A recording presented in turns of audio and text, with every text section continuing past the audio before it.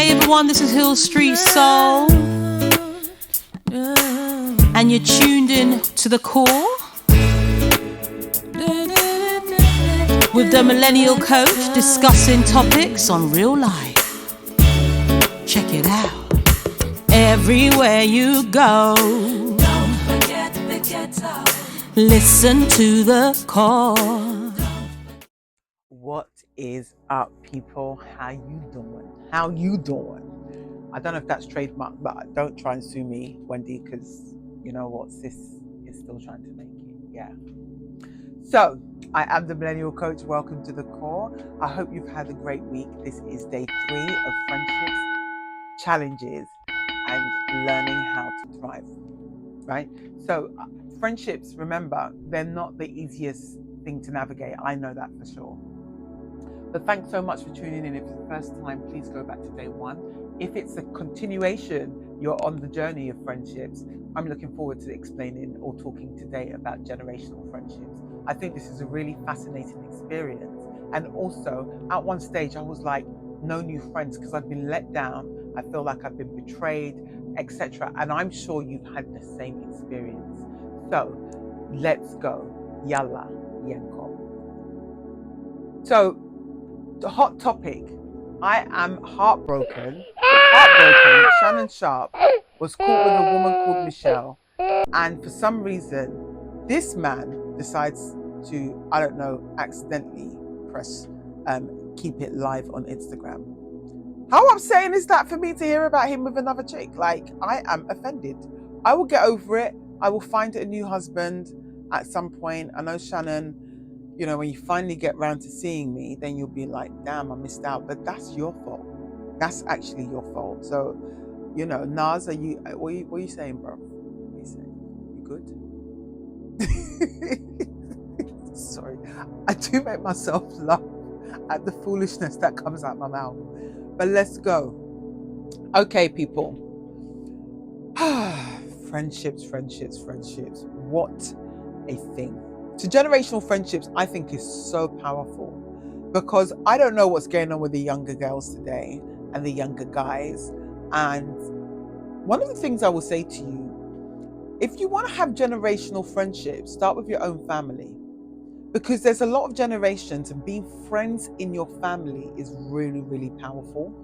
Your kids are going to teach you. And I'm not saying you are your kids' friend if you have children, but learn how to cultivate a friendship and a parentship that actually helps you see them in different essences of their growth. Because what parents don't always do, I'm the parent. But if you have a friendship, that actually gives you a different dynamic. And I'll give you an example. My dad, I always talk about my dad. So he's in his 80s. But sometimes we talk about stuff. The other day we were driving. I said to him, Dad, you know, when I learned how to drive, my goodness, when I go on a motorway or dual carriageway and there's a truck, I would slow down and then try and go to the next lane and then speed up. I used to think they were going to fall on top of me. And he was like, yeah, but it's about building confidence. So this is why it's important to have generational friends. Because also, I've got a younger cousin, and he's just entered his 30s, just entered. And he talks to me, he's like, you know what? I don't think your man's in this country. And this is not the first time someone said that, the UK, like, your man ain't in the UK. Because when you're a woman of service, I don't know what's happened to the men in the UK, but they're just not coming through as they should. I think if you're someone who has emigrated to the UK, maybe you can holler at me. But if you're born in the UK, yeah, I don't know. I think you should swipe left. Okay? Swipe left. But friendships, I'm digressing. Friendships. Build friendships with different generations. So I have women, there's a woman that when she was talking to me, when we started talking about our parenting or how we've been parented, and she's white and she's now retired. But she's fascinating because she's somebody that just loves people for people, Anna. And I call her Dame because she reminds me, she's a cross between Helen Mirren and Dame Judi Dench.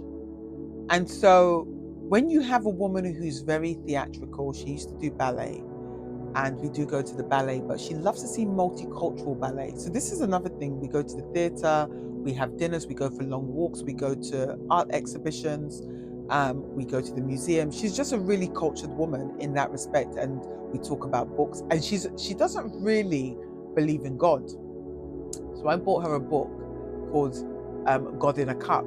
I never forget when she opened the book. She's very pale, but she went white in shock because she's like, oh my God, religion. So when she read it, because she loves coffee, she read the book, and it was about the best places in London to have some of the best coffee. So that's the thing, is tapping into, she loves cheese. I bought her a hamper of cheese.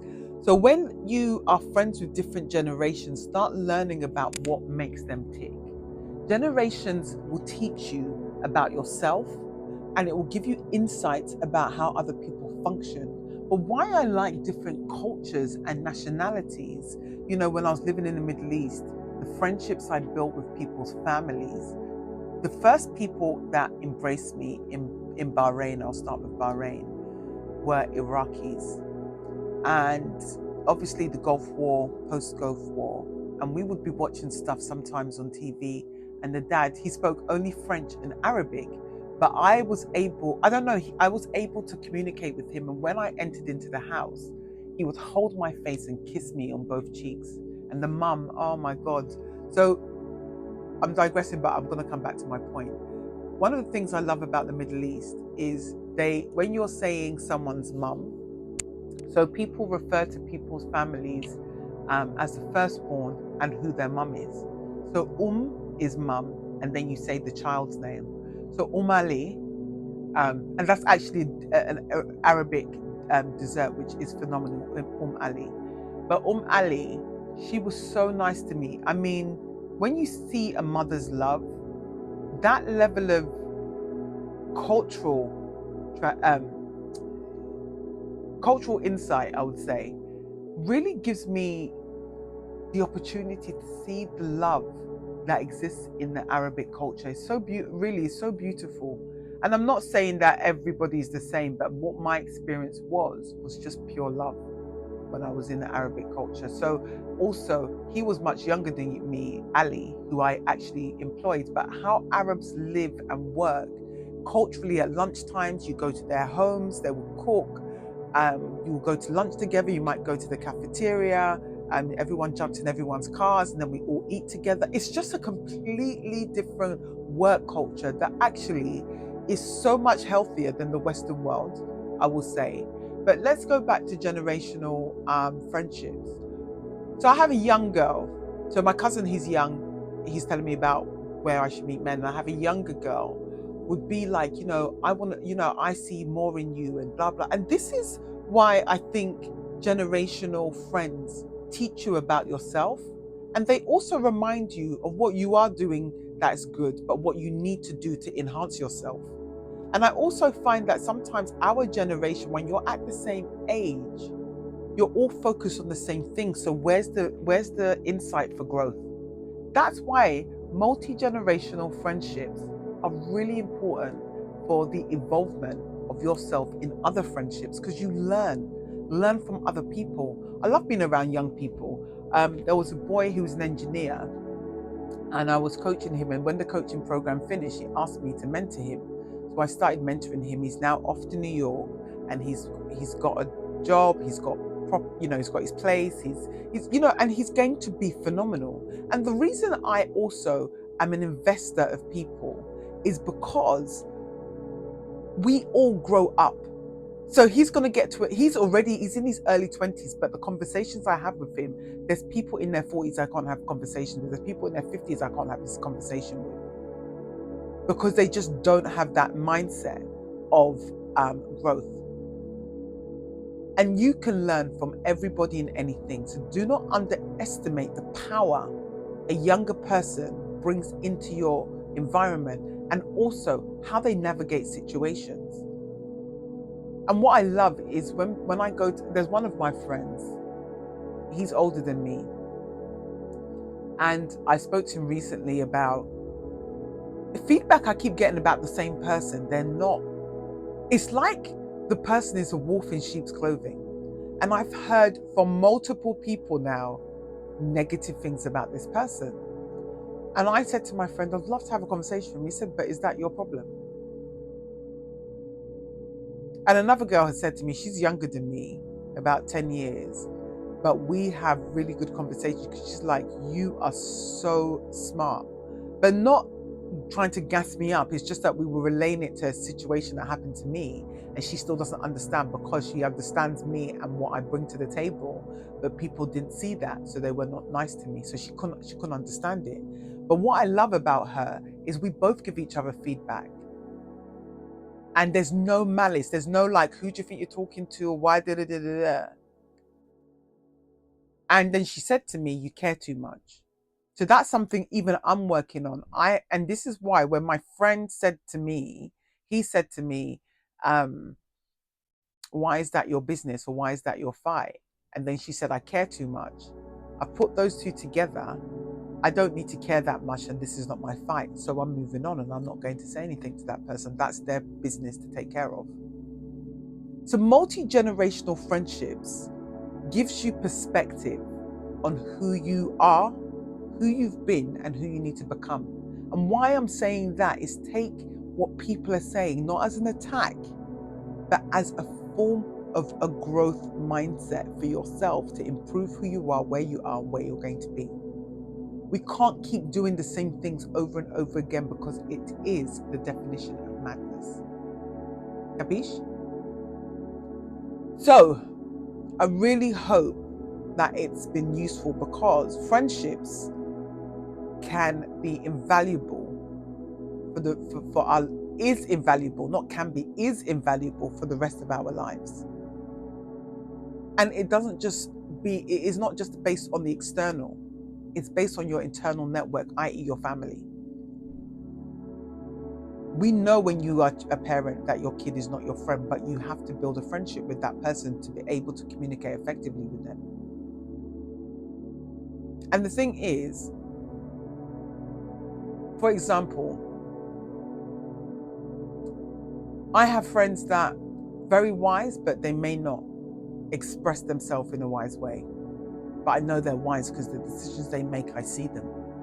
Do I judge them? No, because I know their values, their beliefs, and that is important to me, and their loyalty to me as a friend.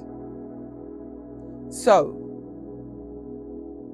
generational friends have value in your life. Generational friends bring perspective, and generational friends allow you to choose and to also let go of the things that are holding you back, because they open your mind. It opens your mind in different ways.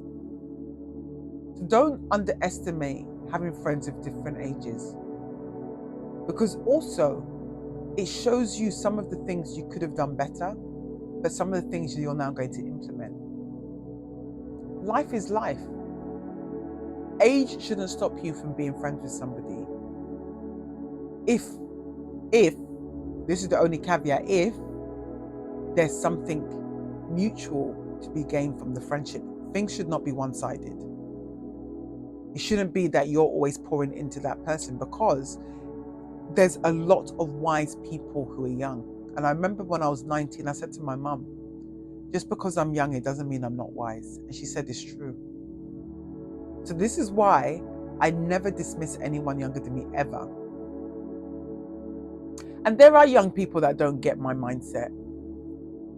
And I know there's times I've really freaked out about certain situations, only because it was that point in my life where, you know, it wasn't the best time. And I think George Floyd's death, there was a girl that was younger than me. I met her at a networking event, and she stopped talking to me because I had a situation where George Floyd's death really had me messed up, because it reflected a lot of experiences of prejudice I've had, a lot of experiences of prejudice that already and consistently exist in the workplace. And the movement, or the Black Lives Matter movement, although it's completely been obliterated now due to some of the poor spending habits of the founders. Some of the founders. Hold on, let me repeat that. The alleged poor spending habits of the founders, or some of the founders, alleged, right? Alleged. I ain't got money to be sued, so let me say alleged. Wendy, hope you're listening. But it did something to me, and then there was a situation where the music industry put out a Black Heart, and a woman I'd been friends with said, "Oh, this is all nonsense. I'm sick of all this Black Lives Matter." And I was like, "How dare you? How very dare you?" That friendship ended ASAP, because I'm just like, it's if she, again, I'm gonna use the Holocaust. If someone says I'm sick of the Holocaust, all automatically get shut down. So I do the same with Black people. If you don't like someone who's talking about a struggle with Black people, you need to go, because it's not something that we actually enjoy experiencing, and we have had to endure a lot of prejudicial behavior. So I was really upset about this woman, and I must have, I went for a walk with this girl, and I must have really expressed how angry I was, and I think that really turned the girl off me. So this is why not every generation will understand you. And I didn't understand the girl either. So we didn't understand each other. And I don't think that was generational. I think that was just because we weren't in sync with each other, because she was talking to me about ZZ Mills, his boyfriend, and this person sleeping. And I just thought, this is complete nonsense to me. I don't even know ZZ Mills. ZZ Mills is somebody who's actually trying to build her own brand.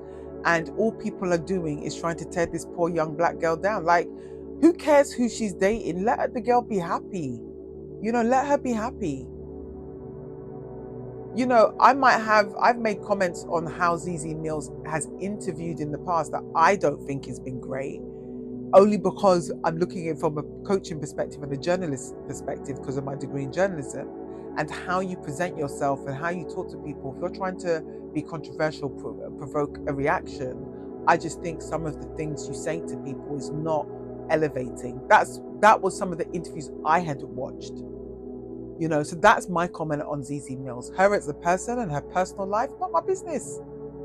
And you're talking to me about someone I don't even know. So these are the kind of things that I don't engage in.